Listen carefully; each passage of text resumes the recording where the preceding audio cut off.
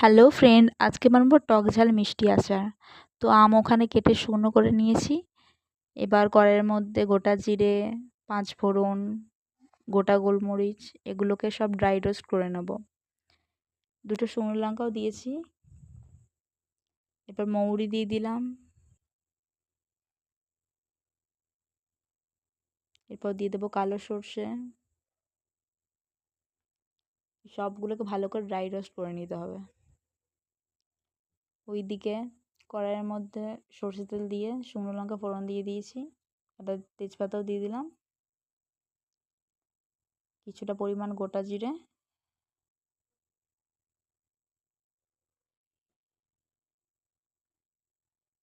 এরপর কেটে রাখা আমগুলোকেও দিয়ে দেবো, দিয়ে ভালো করে মিশিয়ে নিতে হবে।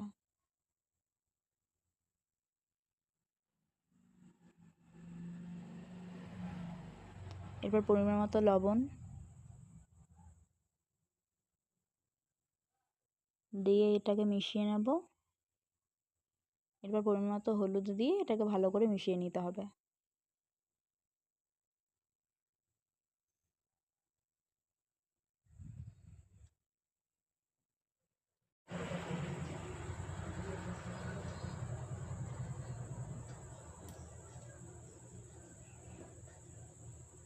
এরপর পরিমাণ মতো আমরা চিনি দিয়ে দেব।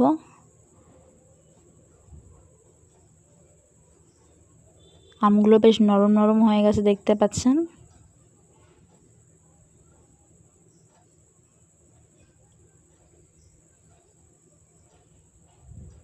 এরপর ড্রাই রোস্ট করে রাখা মশলাগুলোকে পেস্ট করে নিয়েছি, এবার এটার মধ্যে দিয়ে দেব।